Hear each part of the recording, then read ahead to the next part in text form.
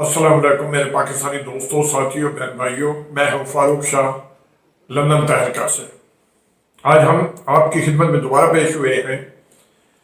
کچھ ہم نے کہا کہ آپ سے ڈسکس کیا جائے آنے والا کل کیا ہوگا۔ یہ ہے ہمارا تھوڑا موضوع جس پہ ہم تھوڑی سی بات کریں گے کہ پاکستان کی سیاست میں نئی تبدیلیوں کا اس وقت آغاز ہو چکا ہے۔ آپ کو یاد ہوگا کہ وزیر اعظم عمران خان سے آرمی چیف اور ISI کے ہیڈ کی لگاتار تقریباً 10 سے 12 بار ملاقاتیں ہوئیں۔ ان ملاقاتوں میں کیا معاملات طے کیے گئے،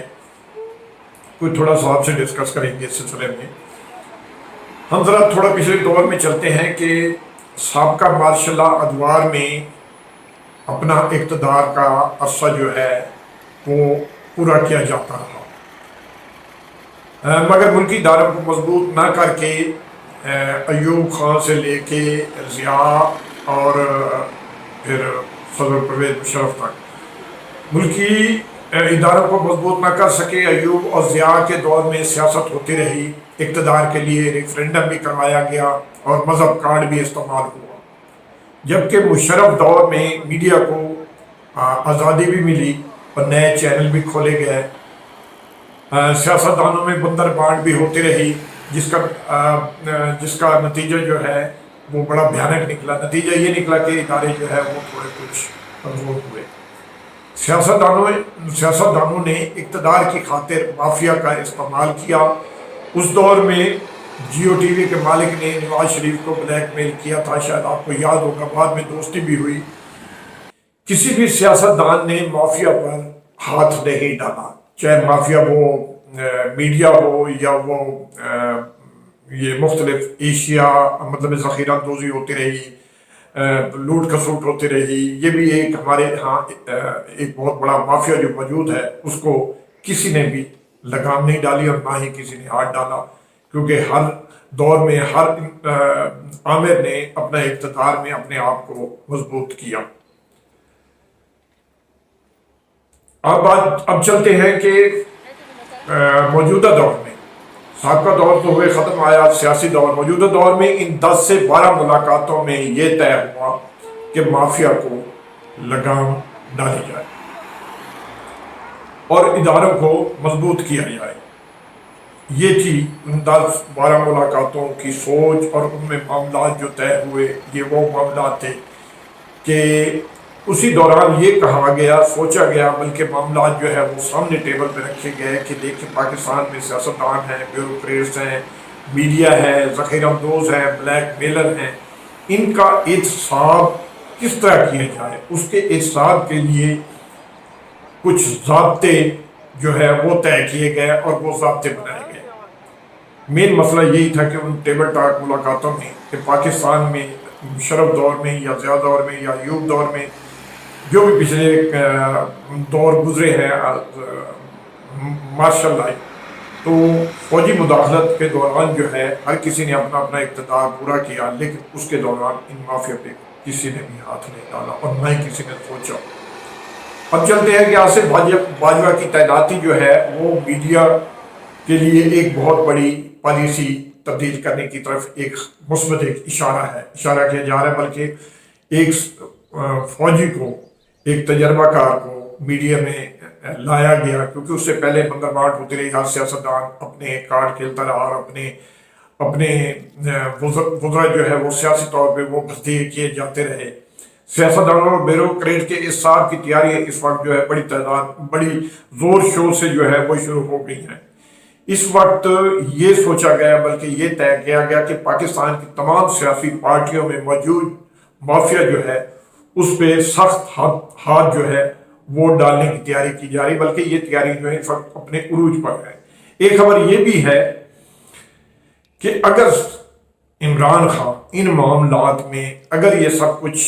درست نہ ہوا، کچھ نہ ہو سکا، تو عمران خان آخری سیاسی کھلاڑی ہوگا،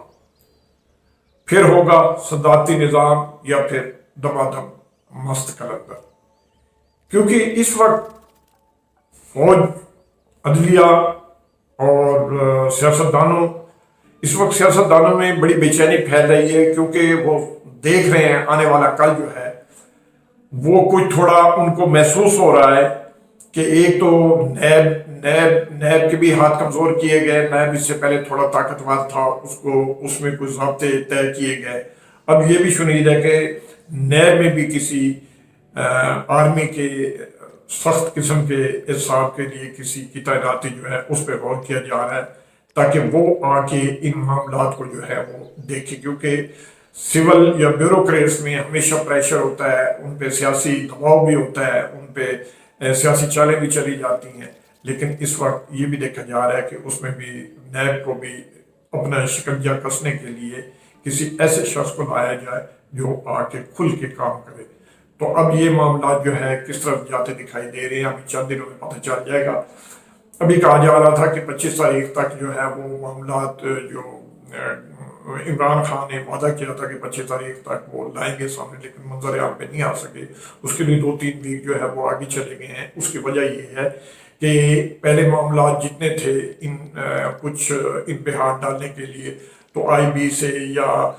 सिविल इदारों से काम लिए जाते रहे, लेकिन अब जो है नोटिफिकेशन ISI का भी हो चुका है और अब ISI भी इन मामलात में शरीक हो चुकी है और वो एक सख्त फैसला होगा जिसको किसी भी कोर्ट में चैलेंज नहीं किया जा सकेगा, क्योंकि जिसकी भी मामलात में इन मामलात में ज़ख़ीरा अंदोज़ हों या ब्यूरोक्रेट्स हों या हिसाब के अंदर सियासतदान आते हैं, अगर उनका सख्त हिसाब होता है तो उसमें फौज के इदारे ISI को इसलिए शामिल किया गया है कि बाद में किसी सियासतदान को ये मौका ना मिले कि हमारे साथ जो है वो ज़्यादती हुई है। तो ये तफ्तीश में ISI को भी साथ रखा जाएगा और उन्हें भी साथ इस वक्त रखा गया है, क्योंकि मुख्तलिफ चीनी चोर, आटा चोर और बिजली चोर, बिजली पावर सेक्टर में जो बदनुमानियाँ थी, ये बहुत बड़े भयानक जो है अरबों रुपए की जो ये करप्शन थी।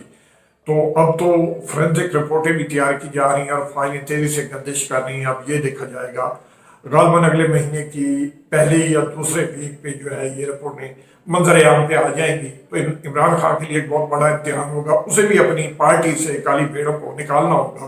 वरना उन पे ये बहुत बड़ा दाग होगा कि अपने लोगों को बचाने के लिए उन्होंने दूसरी पार्टियों पे इस्तेमाल किया। अगर दूसरी पार्टियों में बदनुमान अनासर मौजूद है तो खान साहब आप अपनी पार्टी पे भी गौर करें, अपनी पार्टी पे भी हाथ डालें, न कि इधर के गुजरा उधर उनको तबादले कर दिए जाएं। ये इसे कौम कबूल नहीं करेगी और ना ही इसे कबूल किया जाएगा, क्योंकि मुल्की तारीख में एक स्याह बाब लिखा जाएगा कि आपने भी साबका दौर की तरह, दूसरे अदवार की तरह, दूसरे सियासतदानों की तरह, दूसरी पार्टियों की तरह अपने इक़्तिदार में अपने लोगों को तो तहफ़्फ़ुज़ दिया और दूसरी पार्टियों को अपने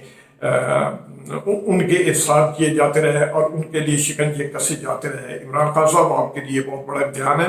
और अपने इर्द गिर्द जितने भी आपके पार्टी के हैं उनका हिसाब जो है लाजमन करें। ये आप पर बहुत बड़ा